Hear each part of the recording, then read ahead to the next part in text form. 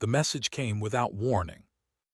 No scout ship, no diplomatic frequency request, no signal asking permission to enter the system.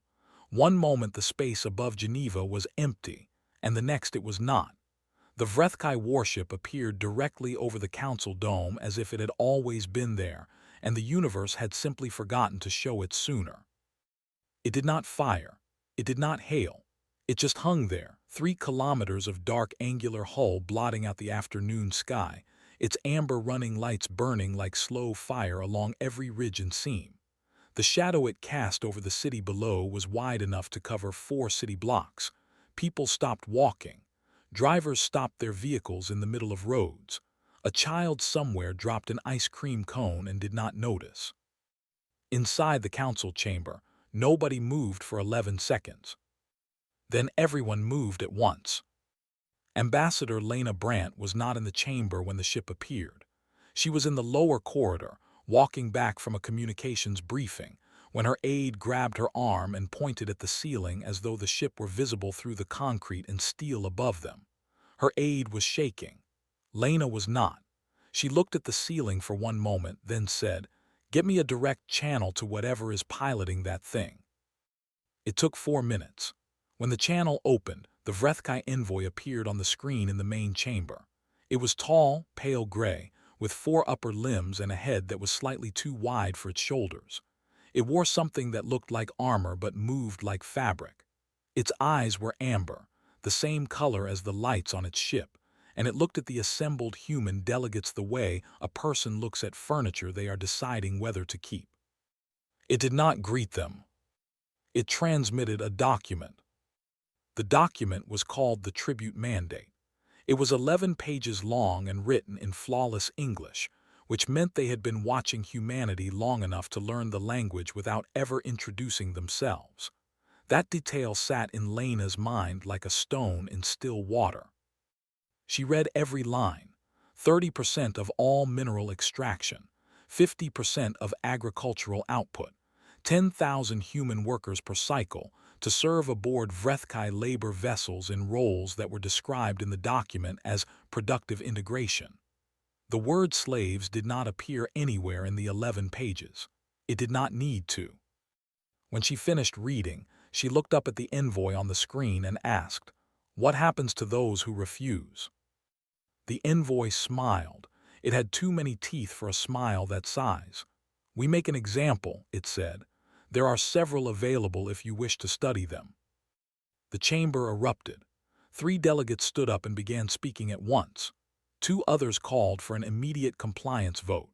One man near the back was already drafting language for a formal acceptance, his hands moving fast, his face pale, his logic brutally simple. The Vrethkai fleet count in known space outnumbered Earth's defense force by a ratio that made resistance sound like a form of suicide dressed in a uniform. Lena let them talk. She was watching the envoy, who was also letting them talk. Watching with those amber eyes and that too-wide smile and the patient stillness of something that had done this before and knew exactly how it ended. Admiral Dara Osai sat in the second row of the chamber gallery in a plain dark uniform with no medals, which was her preference. She had been called to the session as an observer. She had not spoken. She did not speak now. She was watching the arguments the same way she watched battle simulations, tracking the logic of each position, filing it, moving on. When the room began to thin its panic into something resembling structure, the council chair called on her.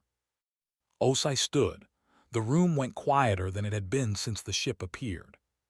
She said, "Tell me everything you know about their fleet formations." That was all she said. She sat back down. The council chair stared at her for a moment. Then he turned back to the screen, where the Vrethkai envoy was still smiling, and announced that humanity would require time to prepare a formal response. The envoy lifted one of its upper limbs, a gesture that looked like a shrug made by something that had never needed to shrug before. 72 hours, it said. Then we return for your answer, or your compliance. One tends to follow the other. The channel closed. The ship above did not move. Lena stepped outside the chamber into a side corridor and stood alone for 2 minutes. She thought about the 11 pages. She thought about the civilizations the envoy had mentioned, casually, as examples. She thought about the word integration. She thought about the smile. Then she went back inside and sent a reply to the Vrethkai channel. It was 6 words long. Humanity will have an answer. Not yes, not no, not please. Just the simple statement that an answer existed and would arrive. In the corridor outside, one of the younger aides asked her quietly what the answer was going to be. Lena pulled on her coat and looked at the ceiling again, at the shadow the warship was still casting over everything. "Ask Admiral Osai," she said. "She already knows." The 72 hours passed in silence. Not the silence of fear. Not the silence of a species holding its breath and hoping the problem would leave on its own. It was the silence of people who had made a decision and were now moving inside it, quietly, without announcement, the way water moves under ice. The Vrethkai warship above Geneva watched. Its sensors swept the city every few minutes in patterns its crew considered subtle. They were not subtle. Earth's detection grid had mapped every sweep within the first 3 hours and began feeding false data back into the sensor returns. The Vrethkai ship saw a city going still with fear. It was seeing exactly what Admiral Osai wanted it to see. Beneath that picture, everything was moving. The vote had taken 40 minutes. The final count was not close. No formal record was kept of how many delegates voted which way, because Lena had quietly ensured the recording system experienced a brief technical difficulty at the moment the tally was announced. What mattered was the outcome. The council did not submit. They handed Osai full military authority, signed the order with no ceremony, and the session ended. Osai's first transmission after leaving the chamber went to every Earth Defense Fleet captain in the system. It was 2 sentences. The first gave them their new formation coordinates. The second said, "Dawnwall is active. You know what to do." They did. They had run the simulations 412 times over the past 40 years.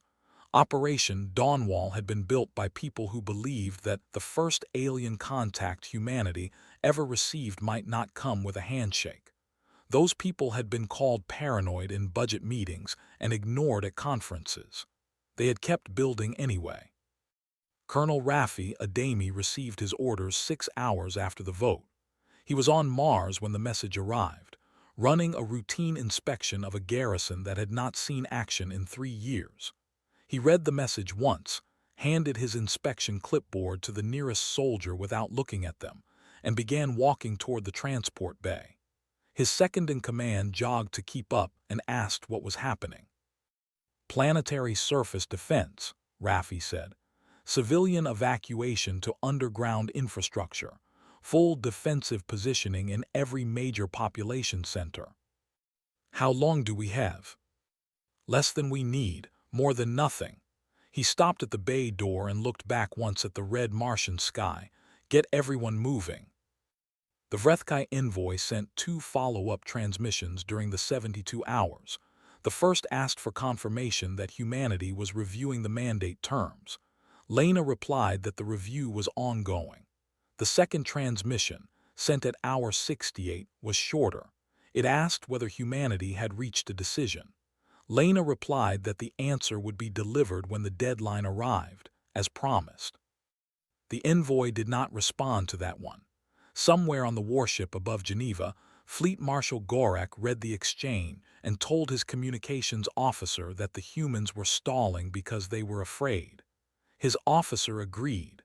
Neither of them had ever been wrong about a species before. In a deep installation beneath the lunar surface, engineer Peter Solomona was not sleeping. He had not slept properly in 9 days. He was running calibration sequences on a row of weapons systems that had never been fired in combat, checking tolerances that he had already checked 6 times, because the 7th time might catch something the 6th time missed. The resonance lance was not a complicated weapon in theory. It sent a tuned energy pulse at a frequency that destabilized molecular cohesion, in specific composite materials. Vrethkai hull plating happened to be made of exactly those materials. That was not a coincidence. It was 20 years of quiet reverse engineering from a debris field that the official record still listed as a meteor collision. PETA had never told anyone outside the project how close the tolerances were. If the frequency drifted by even 3%, it would not pierce the hull. It would ring it like a bell and do nothing useful. He ran the calibration sequence an eighth time. Then he was satisfied. At hour 71, Lena composed a short message. She did not send it to the Vrethkai ship above Geneva. She sent it directly to High Sovereign Vreth's personal command channel, which she had obtained through means she did not explain to the Council. The message was in Vrethkai, which she had been learning quietly for 8 months from a linguistic reconstruction built off their earlier surveillance intercepts. It said, "The answer is no, and you should leave now while you still can." She sent it, she waited, no reply came. At hour 72 exactly, the Vrethkai warship above Geneva broke from its stationary position for the first time since its arrival. It did not leave. It moved 20 kilometers to the north and held position again, a new angle, a new shadow over a different set of streets. A gesture, a reminder of size. In the lunar installation, PETA watched the ship's movement on his screen and felt nothing except a mild professional interest in its thrust profile. He noted the drive signature. He added it to his target catalog. Gorak, aboard the warship, reviewed his boarding fleet status and told his commanders to prepare for entry operations. He expected a city full of frightened people and a government ready to sign anything. He had seen it before. He had seen it 8 times, across 8 different civilizations. He did not know that below him, Raffi had already moved 400,000 civilians underground. He did not know that Osai had repositioned every major fleet asset behind cover, that his sensors could not read through. He did not know that the asteroid belt had been planted with mines 3 weeks ago. He did not know anything that mattered. The first strike hit the moon. Gorak ordered it as a demonstration, not a killing blow. The target was a facility that his intelligence had identified as Earth's Central Command Hub, a large structure on the lunar surface with significant power readings and heavy communication traffic. He watched the strike land from his bridge, saw the explosion bloom white and silent in the vacuum, and felt the familiar satisfaction of a lesson beginning. The facility had been empty for 19 days. Os had moved everything out the same hour she received military authority, leaving behind a skeleton of automated systems running at full power to keep the readings exactly where the Vrethkai sensors expected them.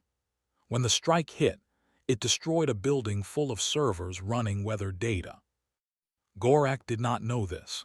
He logged the strike as successful and ordered the boarding fleet to begin atmospheric entry. 43 landing craft dropped from the warship in formation, designed to hit multiple city centers simultaneously and overwhelm local security before any organized resistance could form.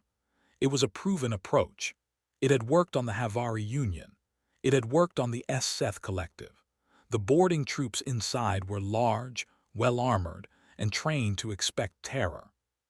The defense grid came alive at the same moment. It did not announce itself. It did not power up with a sound or a flash. The first sign Gorak had that something was wrong was when 2 of his escort frigates disappeared from his sensor board within 4 seconds of each other. Not damaged, not disabled, gone. He stared at the board and asked his sensor officer what had happened, and his sensor officer had no answer because nothing in their records described an engagement that moved that fast. The mines in the outer approach corridor had been designed by PETA to detonate in sequence, each one timed to the next vessel in formation, each detonation shaped to push wreckage outward rather than inward so that it did not obscure the targeting solution for the next mine. It was enormously precise engineering, and it had taken PETA's team 11 years to perfect. The Vrethkai frigates did not see a single one. Then the torpedo platforms fired. They had been disguised as debris, tumbling slowly in stable orbits for 2 years. When they activated, they looked nothing like debris. They looked like what they were, which was 600 individually targeted weapon systems per platform, and there were 22 platforms seated across the approach corridor. The math was not complicated. Gorak lost 11 ships in the first 8 minutes. He had never lost 11 ships in an entire campaign. He ordered his fleet to pull back to defensive formation and tried to understand what he was fighting.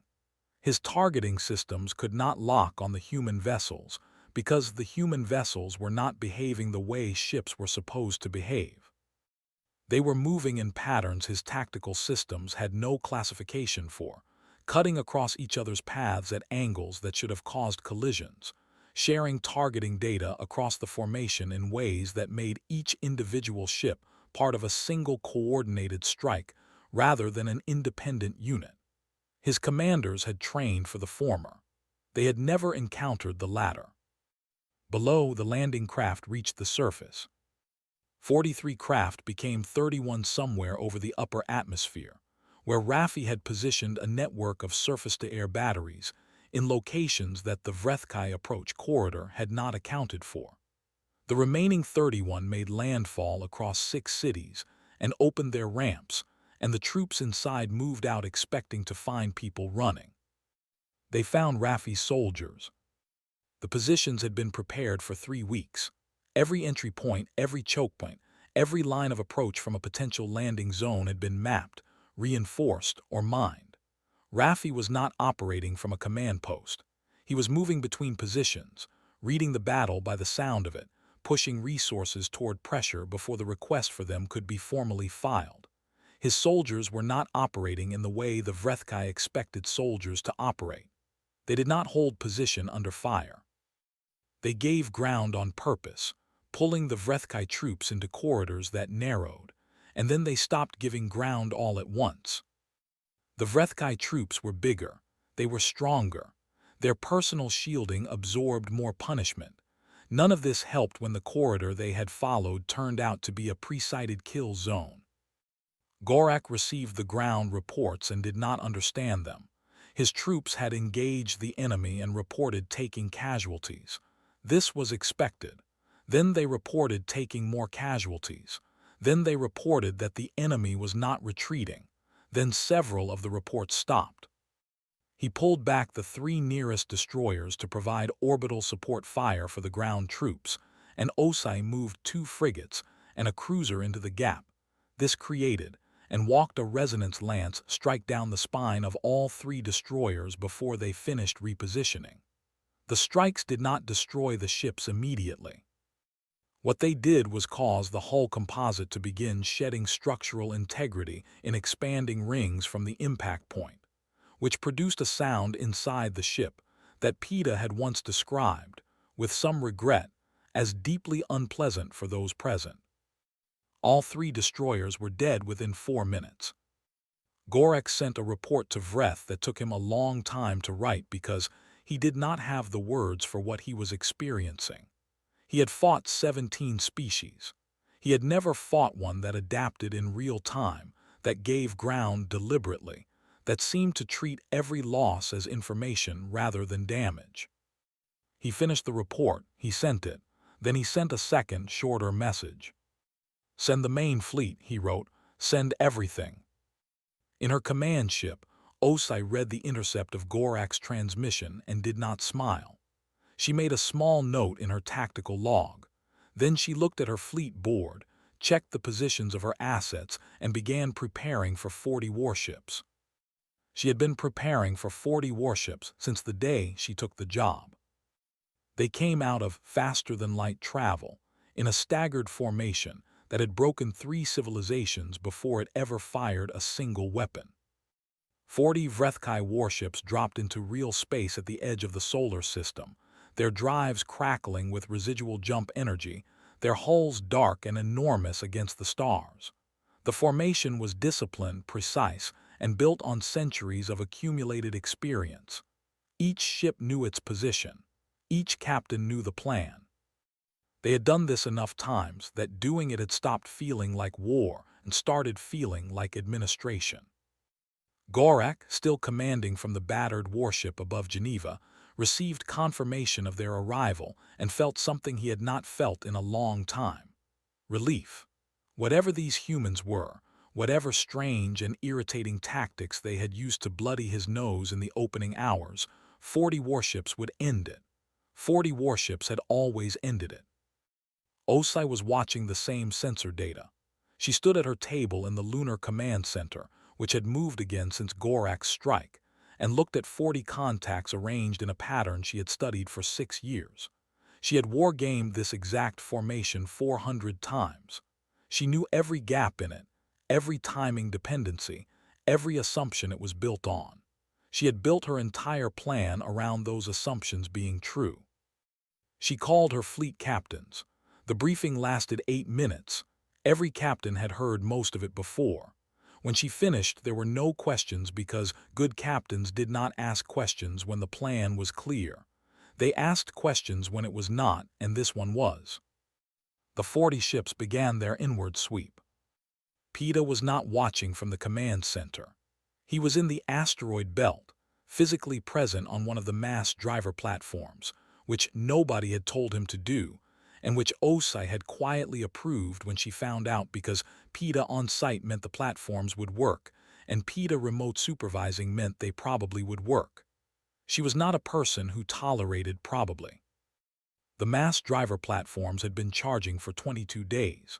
They were not elegant weapons.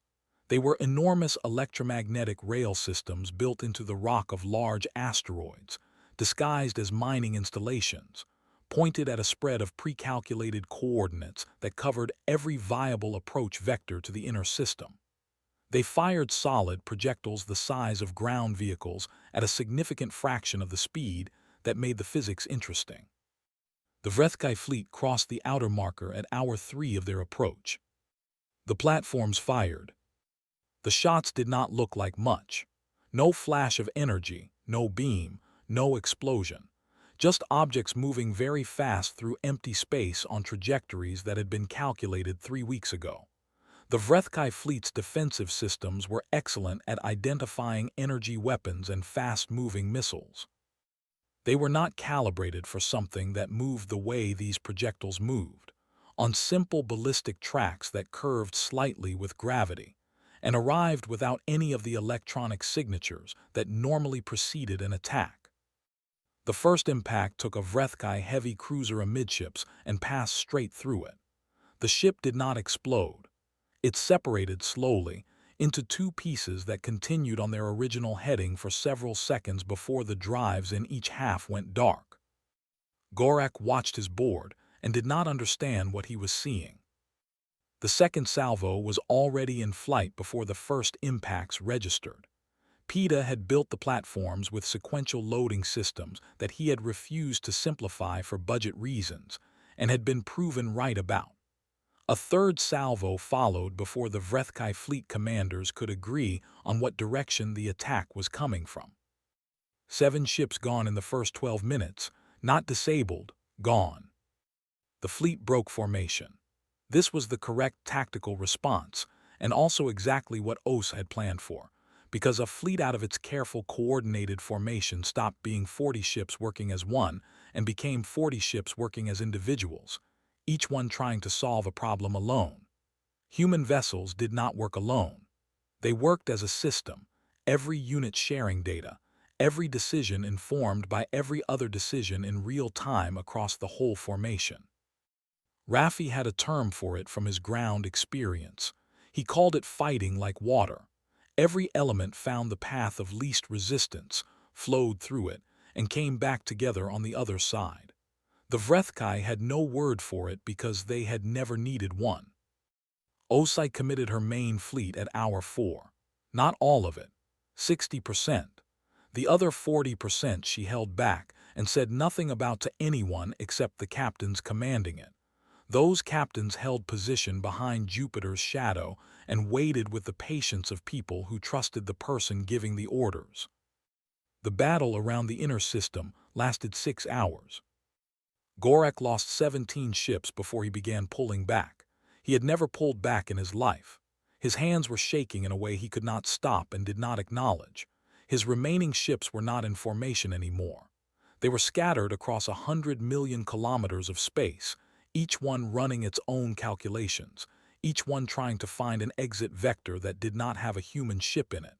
Most of them managed it. Some did not. Raffi, in an underground tunnel in what had been a major city, received the update that the fleet was withdrawing and said nothing for a long moment. Then he walked to where his soldiers were resting, many of them bandaged, most of them quiet, all of them still present, and he told them the fleet was pulling back. The soldiers did not cheer. They were too tired to cheer. One of them, a young woman with a bandaged forearm, asked if it was over. "Not yet," Raffi said, "but we're past the hard part." She looked at the tunnel ceiling, at the rock and steel between them, and whatever was still burning above. What was the hard part? "Convincing them we meant it," he said. Aboard her command ship, Osai watched Gorak's battered fleet retreat toward the outer system and made a decision that surprised every officer on her bridge. She did not order pursuit. She held position. She let them go. Then she opened a direct channel to High Sovereign Vreth's personal command frequency and transmitted two things. The first was a set of coordinates, a point in empty space between star systems. The second was one sentence. "Come here alone, or we come to you." She closed the channel and waited. Vreth did not come alone. He came with 6 bodyguard vessels, heavy cruisers, full weapons complement, shields charged to maximum. He told himself this was reasonable caution, not fear. He told himself the meeting at neutral coordinates was a human gesture of respect, an acknowledgement that further resistance was pointless. He told himself a great many things on the journey to the meeting point. When his fleet dropped out of faster-than-light travel and his sensors came online, he stopped telling himself things. 60 human warships were already there. They were not in aggressive formation. They were not powering weapons. They were simply present, arrayed in a loose arc behind 2 small human diplomatic vessels, the way a mountain is simply present behind a person who is speaking calmly.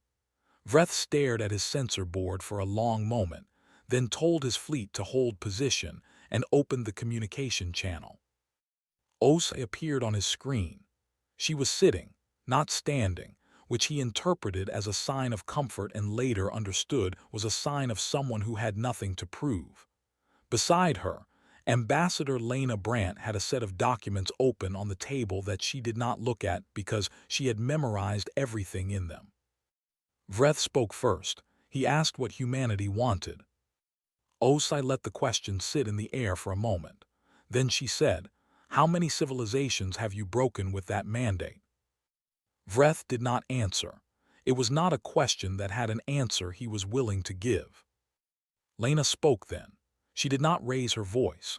She laid out what humanity had found during the years they had spent watching Vrethkai space without being watched back.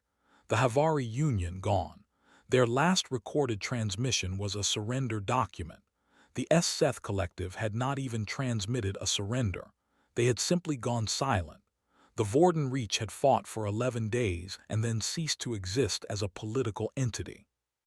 The Pelikai Drift had submitted to the mandate and still ceased to exist, absorbed so completely that their language had not survived 2 generations of productive integration. Lena placed images on the shared screen. Cities. Some of them looked a little like human cities. Some of them looked nothing like anything human and were beautiful in ways that were hard to describe. All of them were empty. Vreth watched the images and said that those civilizations had made their choices.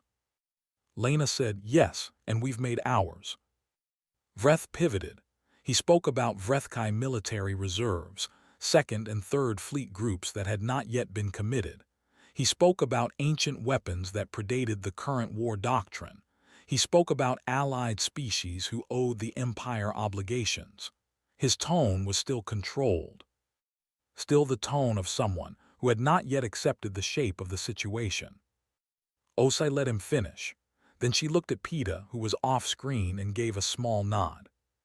PETA activated a single resonance lance emitter on the command ship and fired a pulse precisely calibrated to 17% of operational power. It passed through the shields of Vreth's lead bodyguard cruiser as though the shields were decorative, struck the hull, and set it ringing at a frequency that every person aboard that cruiser felt in their teeth. The ship was not damaged. The hull was not cracked. Nothing broke. The crew simply became suddenly, viscerally aware that if the humans had wanted to break that ship, it would already be broken. The cruiser captain's report to Vreth was 3 words. They could have. Silence on the channel, real silence, the kind that has a weight to it. Vreth made an offer, a reduced mandate, 15% of minerals, 25% of agriculture. No human workers, replaced with a technology exchange. His voice was controlled, but his timing was off, the words coming slightly faster than they should have, a rhythm that Lena had learned to read in 8 months of linguistic study. She cut him off before he finished. No mandate, she said. No reduced version. No arrangement of any kind where you receive something from us and we receive the right to continue existing. That structure ends today. Vreth asked what humanity wanted instead. Lena opened one of the documents she had memorized. Release of all surviving members of every civilization absorbed under the tribute mandate. Full withdrawal from occupied systems within 90 days. Recognition of sovereignty for every remaining member species of your empire who wishes to exercise it. And a permanent exclusion zone for Vrethkai military vessels covering a radius that our navigational team has already calculated and transmitted to your fleet coordinator. Vreth stared at her. You want us to dismantle the empire. We want you to stop owning people, Lena said. What happens to your empire afterward is your problem. Vreth asked where humanity had obtained the coordinates for his personal command channel. Lena said she would explain that another time, which was her way of saying never. He asked how humanity had known about his fleet formations for long enough to build countermeasures. Os said the answer to that was in the documents Lena had just presented, if he looked carefully. He asked for time to consider. Os looked at the chronometer on the table. 6 hours, she said. Vreth's expression shifted in a way that his species used to show offense.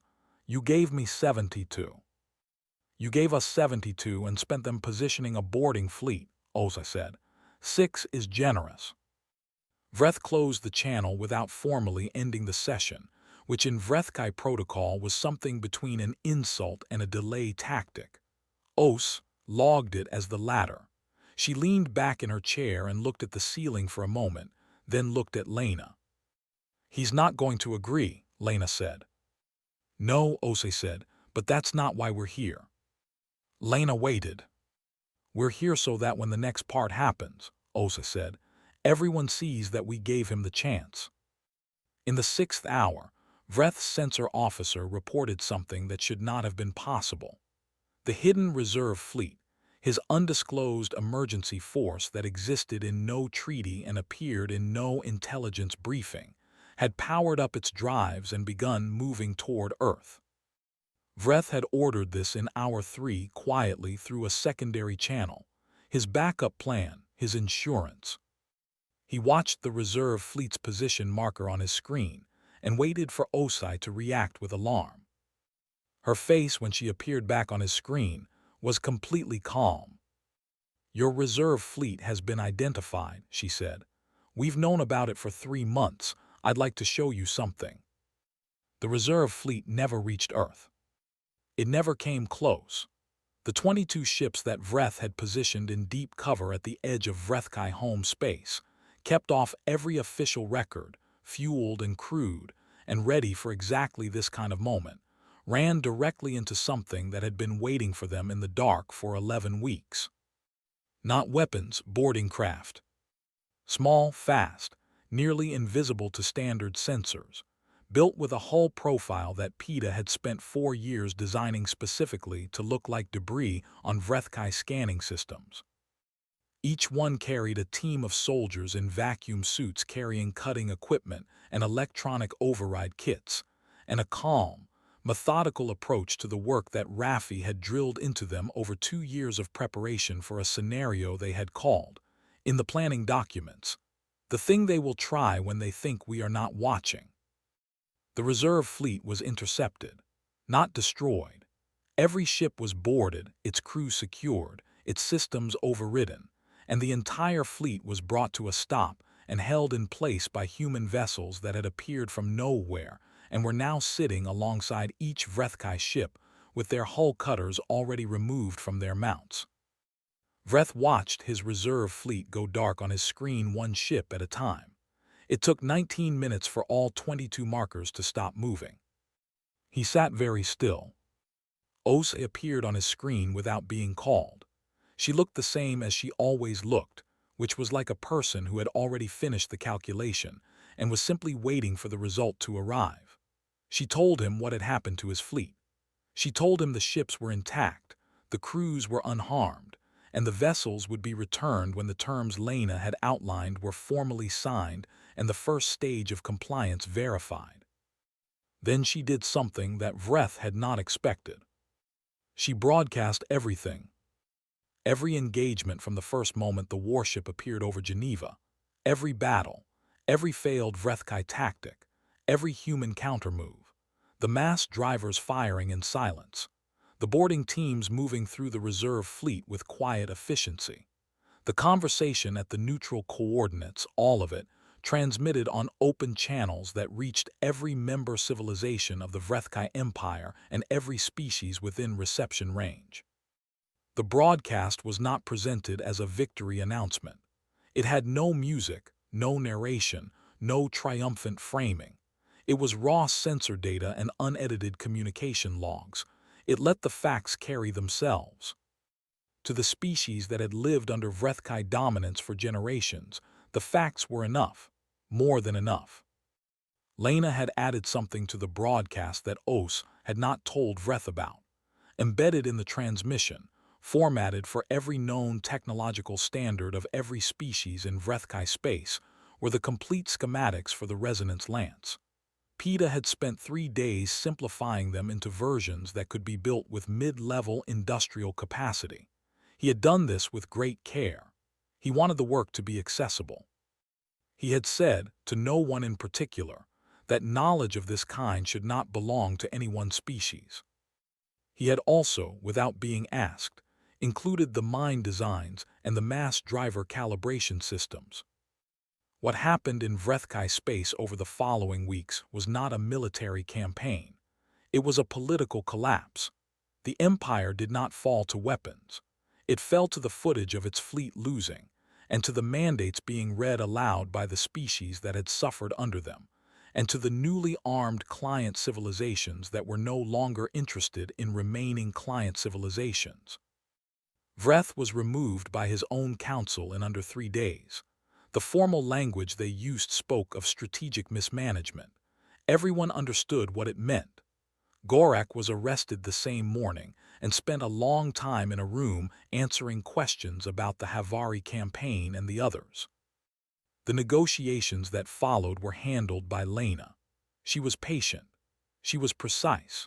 She was not particularly interested in punishment, which surprised the Vrethkai Council that took power after Vreth, who had expected gloating and found instead a woman with a very long list and a very polite tone who was not going to move on a single item until every item above it was resolved. Captives were the first item. They came home over the following months, from labor fleets and processing stations in places that did not have comfortable names. Not just humans, there had been only a handful of those, taken in the brief conflict. Mostly they were Havari and Seth and Vorden, people who had been born in Vrethkai space and who in some cases had never seen their origin worlds. Humanity built the transit capacity to handle the numbers. It took longer than anyone wanted. It happened.